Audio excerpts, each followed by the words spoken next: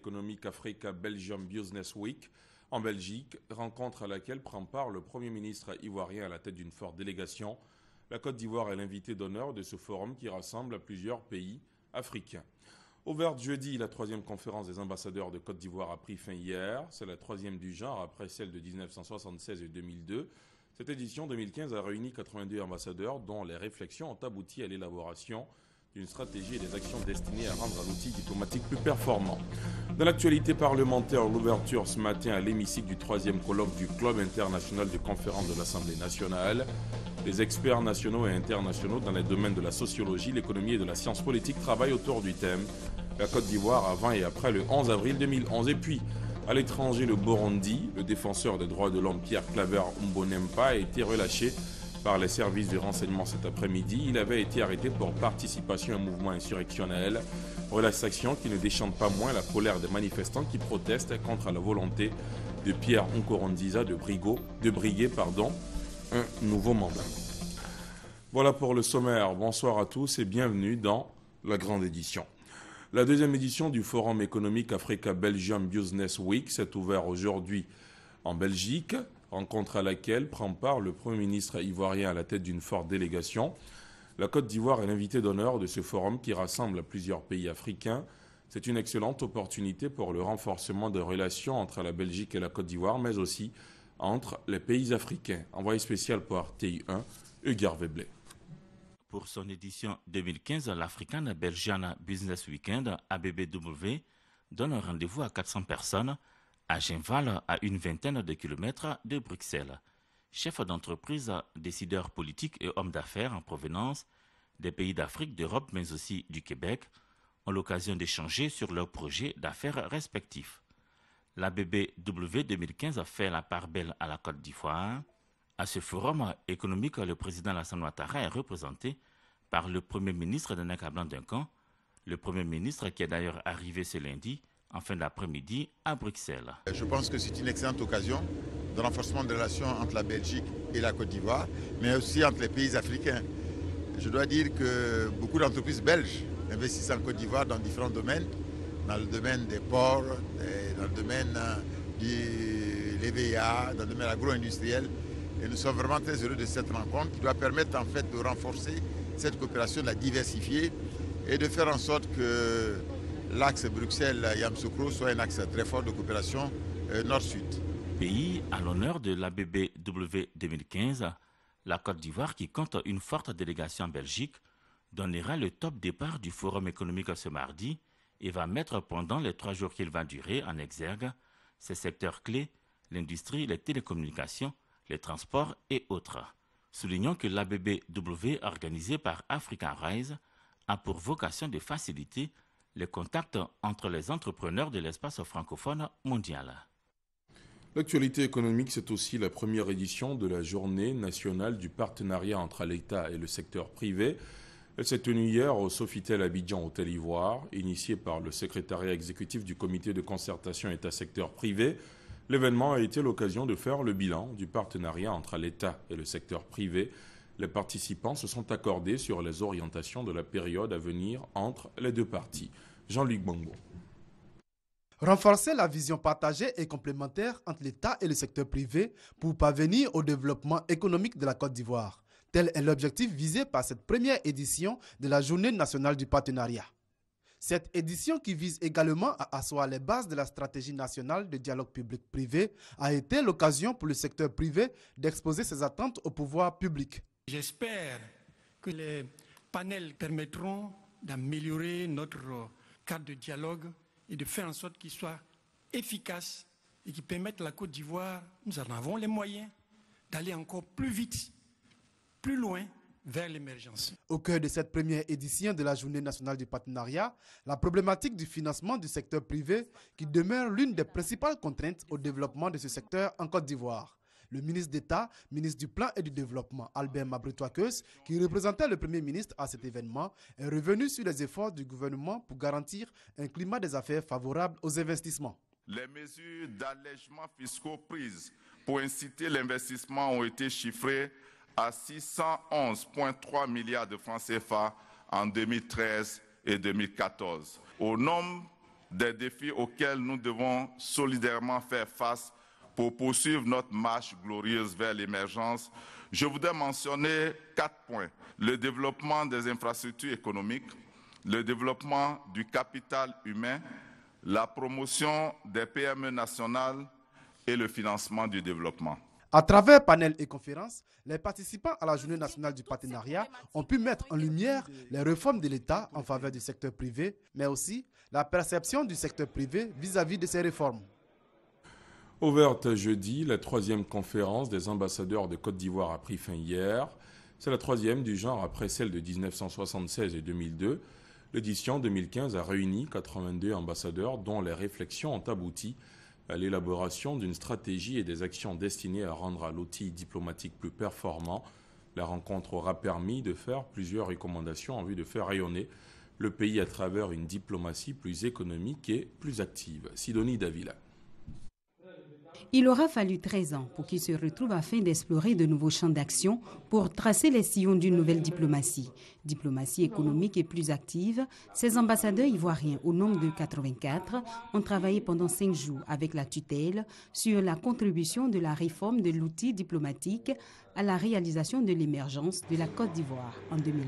Les diplomates ivoiriens doivent assumer et renforcer leur rôle traditionnel d'agents de développement économique par la conquête de nouveaux marchés, l'attrait d'investisseurs dans tous les secteurs d'activité. Dans cette perspective, ils doivent tenir compte des défis et des menaces nouvelles à surmonter qui imposent aux États une mutualisation des efforts et des moyens dans le cadre des institutions sous-régionales et régionales ainsi que du reste du monde. Des recommandations contenant des résolutions et des besoins des diplomates, de quoi booster l'élan des ambassadeurs dans leur travail. Je suis satisfaite de cette 3e conférence. Le président de la République nous a donné des directives et nous allons les mettre en œuvre. Ce sont des engagements à œuvrer à la réalisation des objectifs de croissance du pays. Représentant le chef de l'État, Amadou Gon Coulibaly, le ministre d'État, secrétaire général de la présidence, a réaffirmé la vision d'Alassane Ouattara. Les conclusions de vos travaux démontrent que vous vous êtes approprié la vision du chef de l'État et les objectifs qu'il a assignés à notre diplomatie. Nous devons ensemble insister sur le premier objectif qu'il a défini, celui de faire entendre partout la voix de notre pays, de porter ses valeurs de paix, de dialogue et de solidarité. Le chef de l'État a décidé d'apporter des réponses aux problèmes des ambassadeurs, a souligné Claude Becquet, le président du comité d'organisation de la 3e conférence. Il a aussi salué les réformes entreprises par le ministère des Affaires étrangères en ce qui concerne la modernisation de la diplomatie par un portail économique et sans oublier d'annoncer la construction prochaine d'un institut diplomatique à Yamoussoukro. Il est à Abidjan depuis hier. Kavaï Yegui Djibril, président de l'Assemblée nationale du Cameroun, est l'invité de la cérémonie d'ouverture demain de la session ordinaire de l'Assemblée nationale ivoirienne. Avant la cérémonie, il a eu un tête-à-tête, vous le voyez sur ces images, avec son homologue ivoirien Guillaume Soro. Une séance de travail également de plus d'1 heure d'horloge avec en ligne de mire la coopération interparlement, la montée du terrorisme et les problématiques liées à la jeunesse. Toujours au Parlement, l'ouverture ce matin à l'hémicycle du 3e colloque du Club international de conférences de l'Assemblée nationale. Les experts nationaux et internationaux dans les domaines de la sociologie, l'économie et de la science politique travaillent autour du thème « La Côte d'Ivoire avant et après le 11 avril 2011 ». Il est question d'évaluer les changements opérés depuis cette date, aussi de dégager les obstacles encore à lever afin d'améliorer le quotidien des populations. Le Parlement est aussi sollicité par l'Association des femmes juristes de Côte d'Ivoire pour une collaboration, souhait émis par les responsables de cette organisation qui célèbre ses 30 ans d'existence en ce moment autour du thème « Le rôle de la femme juriste dans le développement de la Côte d'Ivoire », un trentenaire parrainé d'ailleurs par le président de l'Assemblée nationale de Côte d'Ivoire. On fait le point avec Michel Digré. En 1984, les femmes juristes de Côte d'Ivoire avaient eu l'idée de créer une association pour la défense des droits de la femme et de l'enfant qui, au regard des tests, était défavorisée. 30 années après, c'est le ministre Anne-Désiré Ouloto qui salue toutes les actions entreprises pour la promotion d'une justice égalitaire pour tous. Je voudrais vous féliciter pour avoir réussi à consacrer 3 décennies de votre existence à la lutte contre l'injustice sociale, contre les inégalités entre les hommes et les femmes et à la défense des droits des plus faibles. Pour la présidente de l'AFJCI, une collaboration plus étroite avec le Parlement ivoirien est à envisager. Nous espérons que le choix de votre personne comme parrain ouvre la voie ou une nouvelle ère de collaboration entre l'Assemblée nationale et l'Association des femmes juristes de Côte d'Ivoire, car toute loi votée, promulguée, méconnue, reste lettre morte, sans une divulgation, sans une sensibilisation. Et c'est le rôle de l'Association des femmes juristes. Le président de l'Assemblée nationale, Guillaume Soro, est favorable à cette idée de partenariat. Nos ambitions, chères sœurs, doivent ensemble œuvrer à penser nos douleurs et à abreuver nos espérances pour un monde meilleur, un monde où le droit et son application effective et rigoureuse au profit de nos populations, au profit des femmes et des enfants, doit concourir à tracer la voie d'une société plus libre et plus égalitaire. Premier acte de cette collaboration, un mémorandum sur les tests discriminatoires dans le corpus juridique ivoirien a été remis à Guillaume Soro pour examen au Parlement. Les femmes, le travail, le pouvoir, c'est autour de ce sujet que l'association CEFIS a organisé une conférence. Elle a eu lieu à l'Institut des sciences et techniques de la communication ISTC. L'objectif est clair, faire la promotion du leadership féminin dans le processus de développement africain. Gabriel Zani. Pour permettre aux jeunes filles de prendre en main leur avenir, une conférence a été organisée ce vendredi par l'association CEFIS sur le leadership. Les femmes, le travail, le pouvoir, c'est le thème de la 2e conférence du genre qui s'est déroulée à l'Institut des sciences et technologies de la communication, ISTC. Les conférencières Mousso Georgette, magistrat avocat au parquet général de la Cour d'appel d'Abidjan, et Dorothée Adou, animatrice radio, ont expliqué comment les jeunes filles peuvent cultiver le leadership dans tous les domaines d'activité. Le leadership féminin représente pour moi aujourd'hui l'opportunité de mettre en exergue les compétences de la femme. Et je pense qu'au-delà de l'âge ou du genre, aujourd'hui, le processus de développement implique tout le monde. Et c'est dans ce cadre-là que nous, association CEFIS, nous rencontrons les jeunes filles et nous les sensibilisons, nous les inspirons à devenir ces femmes-là et à impacter le processus de développement en Côte d'Ivoire. Au terme de cette conférence, retenons que la prise en charge des jeunes filles contribuera au développement de la Côte d'Ivoire. Une rencontre pour évaluer les rapports d'études réalisés par l'AGEP. C'est un atelier initié par l'Agence d'études et de promotion de l'emploi, structure sous tutelle du ministère d'État, ministère de l'Emploi, des Affaires sociales et de la formation professionnelle. Le point avec Grace Kando. APER est un projet d'appui à la promotion de l'emploi et à la réduction de la pauvreté dans 9 pays d'Afrique. C'est une initiative de la France en partenariat avec le Bureau international du travail. Sa mission, améliorer les conditions de vie des populations par la mise en œuvre d'activités favorisant le développement de l'emploi. Ce projet a permis l'élaboration d'un plan stratégique 2015-2020 de l'Agence d'études et de promotion de l'emploi et la validation de l'audit des programmes d'emploi de l'AGEP. Nous devrons disposer de structures assez performantes qui fonctionnent sur la base de la rareté des ressources et en ayant comme objectif essentiel l'atteinte des résultats pour faire en sorte de trouver un maximum d'emplois pour la jeunesse de la Côte d'Ivoire. Le programme PAMODEC qui se poursuit de promotion des droits fondamentaux et des principes fondamentaux du travail et le programme IPEC de lutte contre le travail des enfants, l'ensemble de ces gros programmes, on devrait y consacrer pour le prochain accord qui va couvrir la période 2015-2019, plus de 7 millions d'euros. Des initiatives saluées par le directeur général de l'AGEP, Philippe Ndri, et Moussa Dosso, ministre d'État, ministre de l'Emploi, des Affaires sociales et de la formation professionnelle.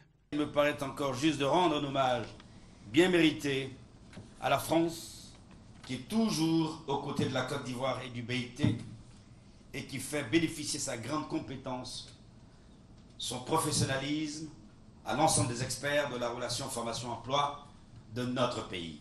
Il sera question, au cours de cette rencontre, de présenter le bilan des programmes de l'emploi de l'AGEP depuis 1993. J'offre une bibliothèque à l'école de mon village. C'est le nom d'une opération lancée par des femmes chefs d'établissement secondaire de Côte d'Ivoire. Le lancement a eu lieu dans le village d'Anoumabo à Marcory. On retrouve Grace Kando.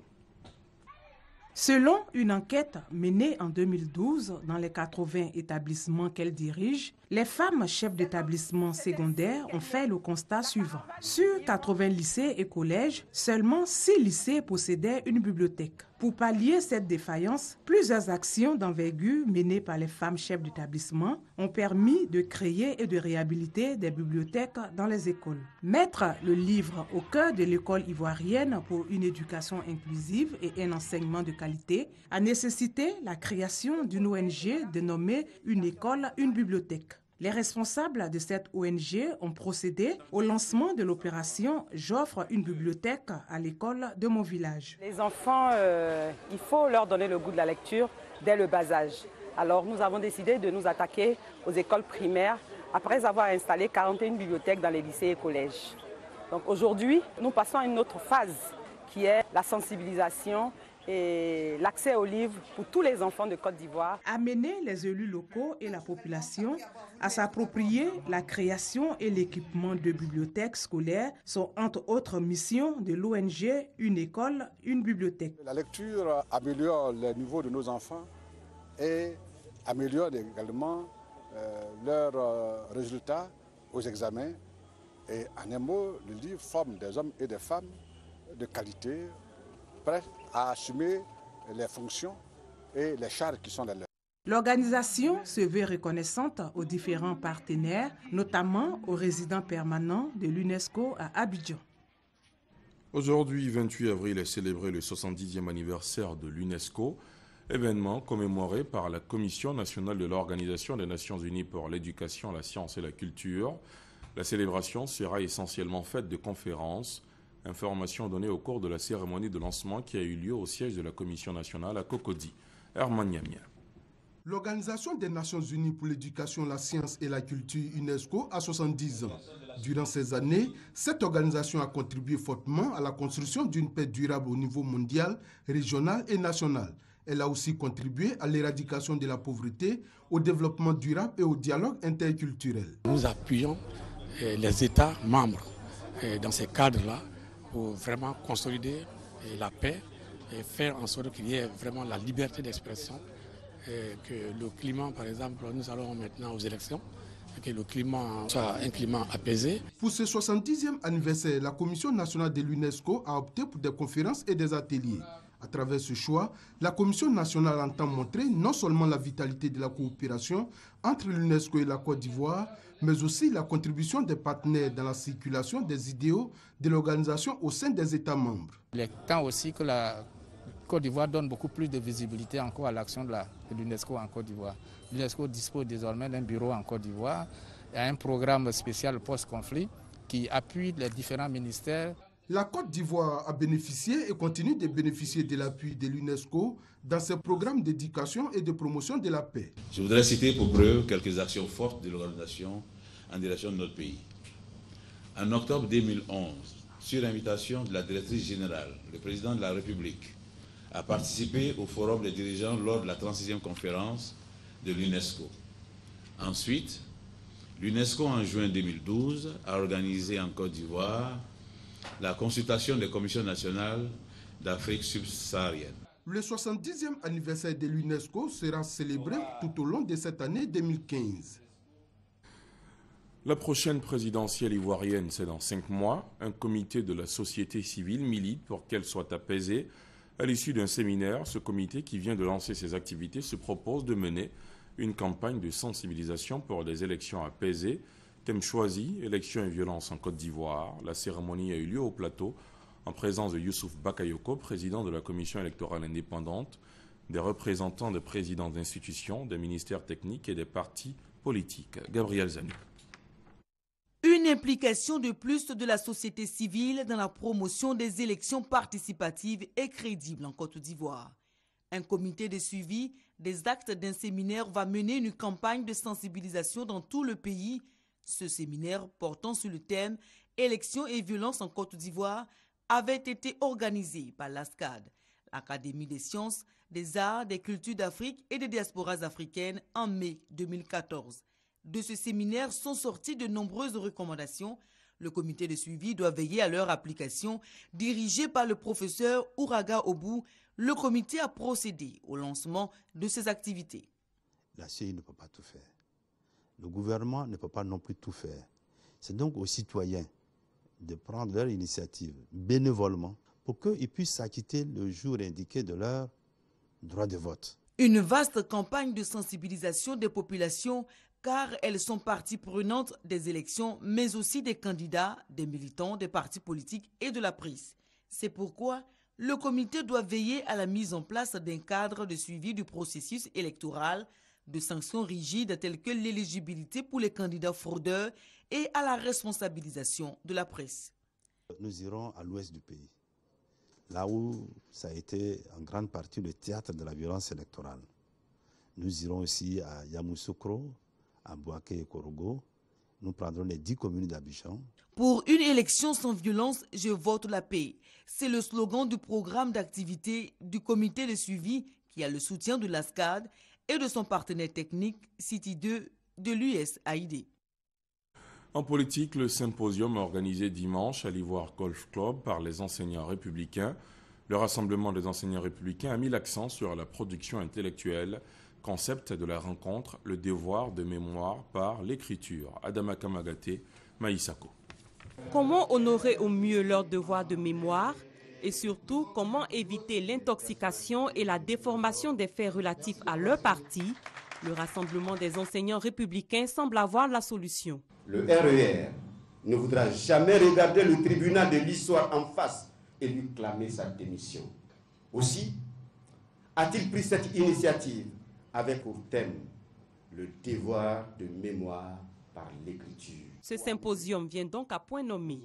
Il pourra instruire les militants sur les moyens d'écrire et de relater l'histoire du parti en vue d'avoir des archives sur tout ce qui concerne le rassemblement des républicains. Pour des cadres du parti, l'heure de la révolte intellectuelle a sonné. L'écriture doit caractériser non seulement l'histoire des événements, mais épouser la dynamique des événements.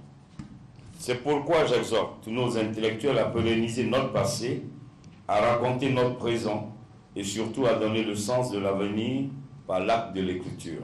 Le présent symposium est à saluer parce qu'il obéit à un grand projet, celui de conduire une réflexion efficiente sur la responsabilité des intellectuels et des militants du RDR dans la reconstitution de l'histoire de notre pays. Les panélistes se disent satisfaits des échanges. Il n'est jamais trop tard pour bien faire.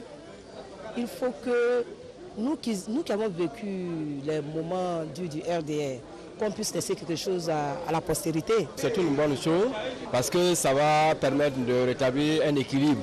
Il y a eu tellement de contre-vérités qui ont été véhiculées. Après 10 heures de débat, les militants ont promis investir le champ de l'écriture en Côte d'Ivoire par une gestion intellectuelle, afin que le Parti des Républicains pérennise sa propre histoire.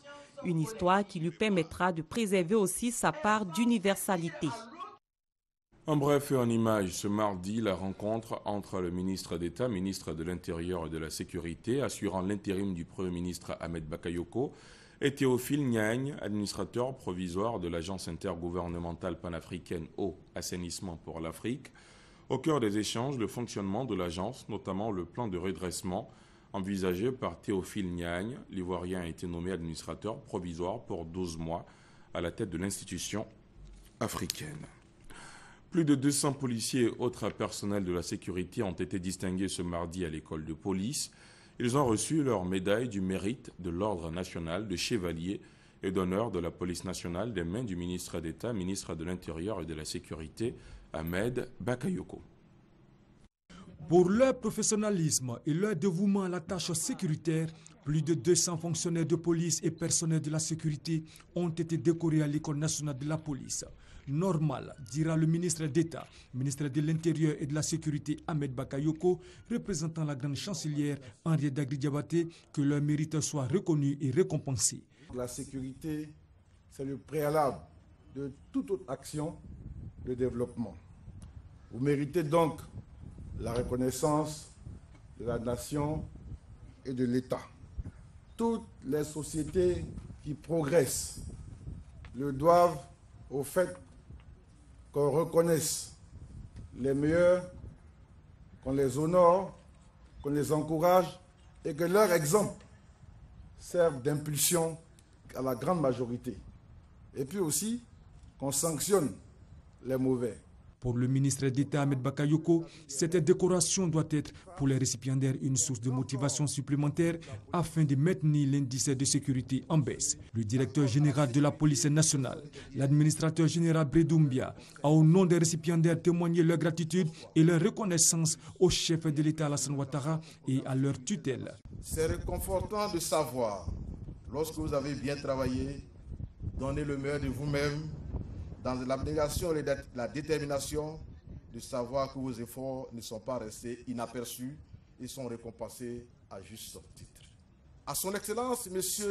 Alassane Ouattara, président de la République de Côte d'Ivoire, qui fait de la sécurité sa priorité, j'exprime toute la gratitude de la police nationale pour avoir accepté et ordonné cette décoration que les policiers porteront fièrement. Une présentation d'armes et un défilé de troupes ont mis fin à la cérémonie.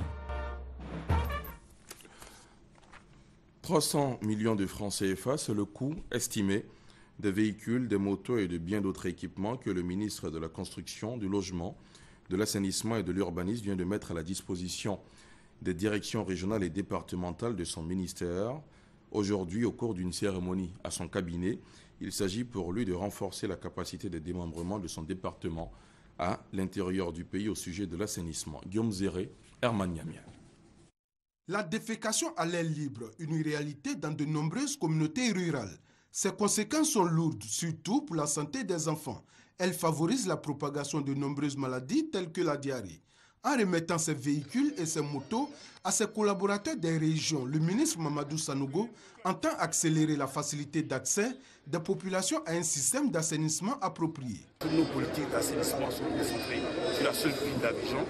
Nous avons estimé qu'il fallait donc déconcentrer cette politique sur l'intérieur du pays pour faire en sorte que nos populations soient dans les meilleures conditions sanitaires. L'engagement du ministère de la Construction, du Logement, de l'Assainissement et de l'Urbanisme a appuyé tous les projets d'assainissement en milieu rural, cadre avec la vision des partenaires. Il y a des grands défis, mais le gouvernement fait également des très grands efforts, je pense.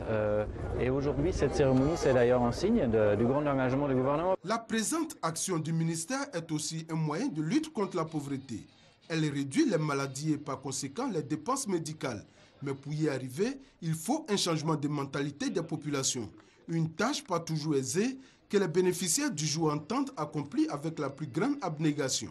Nous allons donc, mes collègues et moi, nous mettre au travail pour que les villages non localisés, assez rapidement, puissent atteindre le point de FDAL. Ce sont au total 8 véhicules de type 4x4, 40 motos, des paires de bottes et des gants et bien d'autres effets qui ont été octroyés aux directeurs régionaux, départementaux et aux chefs secteurs. 7 entreprises ivoiriennes viennent d'être cooptées par le ministère de l'Environnement, de la Salubrité urbaine et du Développement durable. Alaquadio-Remy les présente comme des acteurs du renforcement du développement durable. Un partenariat a été signé entre son département et ses 7 structures privées à son cabinet vendredi. Les précisions de Léon Bro. Ces maisons sont construites avec du polystyrène expansé, une matière qui réduit la consommation d'énergie, l'utilisation de sable, gravier et ciment. Le développeur de la technologie est identifié par le ministère de l'Environnement comme acteur de la lutte contre la destruction de l'environnement et donc du développement durable. Avec lui, 6 autres entreprises spécialisées dans la création de technologies et produits qui réduisent l'empreinte écologique. Les 7 sociétés vont à travers ce partenariat signé avec le ministère de l'Environnement vulgariser le concept de développement durable. Nous allons faire beaucoup de promotion, nous allons faire beaucoup de communication, mais il appartient également au secteur privé de faire connaître ce que vous faites. Il faut que l'on sache que ces services que vous proposez existent ici à Côte d'Ivoire, sont à moins de coûts et sont efficaces. Donc battez-vous, parlez durable, durable, durable, durable, jusqu'à ce que ça rentre. Avant ces actions d'envergure, une interaction entre les entreprises signataires de la Convention, selon leur porte-parole, s'impose. Nous allons créer une interconnexion entre nous, parce qu'on a toujours dit que c'est l'union qui fait la force. Et puis créer des transferts de technologies entre nos structures. Nous avons vu par exemple une dame qui présentait des fourneaux, donc ça va être intéressant pour les logements sociaux. Construction écologique, panneaux solaires, etc. sont autant de preuves de l'expertise de cette entreprise en matière de développement durable qui leur valent d'appuyer désormais le ministère en charge de la question. Et pour son premier responsable, le docteur Rémi Alakwadio, tout le secteur privé est invité à leur emboîter le pas, car, dit-il, l'émergence rime avec sauvegarde de l'environnement. On en vient à cette scène qui s'est déroulée cette semaine à Bandiaï, localité située dans la sous-préfecture de Bédiala, dans le département de Daloa. Une tornade a ravagé écoles, marchés et habitations, laissant derrière elle une population de 8000 âmes dans l'amertume et le désarroi total. Le point avec Mamadou Kwasi. Tout un village sous le choc, des toits arrachés, des habitations entièrement détruites, des poteaux électriques endommagés, des populations forcées à dormir à la belle étoile. Bref, le vent qui a soufflé dans l'après-midi du samedi 25 avril dernier sur le village de Bandiaï, situé dans la sous-préfecture de Bédiala, dans le département de Daloa, n'a rien épargné sur son passage. Environ de 16h, 15h comme ça, le vent est venu un coup prendre nos maisons. Et j'étais dedans avec mes enfants, avec ma femme. Nous étions au nombre de 6 personnes dedans. Et c'est tombé sur nous. Bon, Dieu a fait que Dieu nous a aidé beaucoup. J'ai pris mes enfants à aller en brousse. Aller se coucher en brousse. Et tout le vent est passé. Pas de pertes en vie humaine, mais plusieurs dizaines de blessés dont des cas graves ont été évacués au CHR de Daloa. Alors que les examens à grand tirage approchent, l'école du village qui est un centre d'examen, hélas, n'a pas échappé à la colère de la tornade. Sans abri et sans électricité, les 8000 âmes de ce village, situé à 48 km de Daloa, sont dans le désarroi. Les regards sont donc tournés vers les autorités compétentes, notamment le ministère de la Solidarité, de la Famille, de la Femme et de l'Enfant. Déjà, ils ont reçu le soutien du sous-préfet de Bédiala et de Michel Quin, cadre de la région. À l'étranger, le Burundi, le défenseur des droits de l'homme Pierre Claver Mbonempa a été relâché par les services de renseignement cet après-midi. Il avait été arrêté pour participation à un mouvement insurrectionnel. Relax qui ne déchante pas moins la colère des manifestants qui protestent contre la volonté de Pierre Nkurunziza de briguer un nouveau mandat. Fin de ce journal, merci de l'avoir suivi.